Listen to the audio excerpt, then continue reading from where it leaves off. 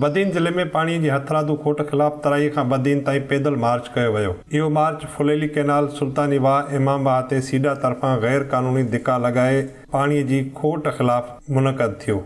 तराई जे शाख़ुनि इमामबाह, जागीर, मछारी, जाड़की, जकेजी, भानेरी, मोरजर शाख़ुनि ते शदीद खोट ख़िलाफ़ समें ॻोठ ख़ाली थी विया आहिनि ऐं पाणीअ जी खोट सबबि वण सुकी विया आहिनि। पीअण जे पाणीअ सां गॾोगॾु ज़रई पाणीअ जी बि सख़्तु खोट पैदा थी वई आहे, जॾहिं त जानवरनि लाइ न पाणी पीअण जो मौजूदु आहे, न वरी उन्हनि लाइ को चरागाहूं वग़ैरह आबाद थी रहियूं आहिनि, जॾहिं त झंगली जीवत पिणु मुकमल तौर ते तबाह थी वई आहे। बदीन जो अवाम रोडनि ते चूंडियल नुमाइंदा लापता आहिनि। अवाम पाण मुरादो एहतजाज करण लॻो आहे। तराई खां बदीन ताईं 25 किलोमीटरनि ताईं माण्हुनि मार्च कयो। उन मौक़े ते एहतजाज कंदड़नि जो चवणु हो, सरकार जी पुठभराई न हुजे त हेसि ताईं काफ़ी मामला हल थी चुका हुजनि। बदीन जे माण्हू सां हथरादो ज़ुल्म कयो वियो आहे, बदीन खे हथरादो तबाह कयो वियो आहे। हे माण्हू हाणे सुजाग थी विया आहिनि, हे माण्हू हाणे निकिरी पिया आहिनि, हे माण्हू हे कोन घर वेहंदा।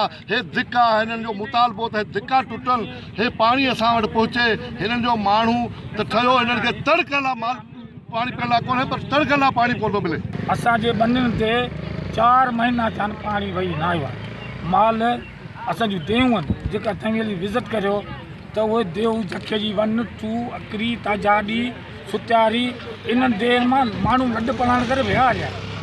हज़ारनि जे तादाद माल मरी वियो आहे। जो हिकिड़ो धिका आया विया आहिनि। धिका हाणे असां जेको वाटर फ्लो मथे ठहे थो, उहे जेके अप स्ट्रीम में, जेके अलीपुर जी अप स्ट्रीम आहे, उन में जेके वाह उन्हनि जा निकितल आहिनि, उन्हनि खे ठाहियो इन जे लाइ वियो त जॾहिं पाणी एक्सेस में हूंदो, वधी हूंदो, त उहो पाणी उन्हनि सां फ्लड कैनाल्स खे ॾींदासीं। पर थियो ईअं त उहे ॿाहिरां वहनि पिया ऐं जेके बाक़ी हेठियां तइलका आहिनि उन्हनि उहे शदीद मुतासिर थिया आहिनि।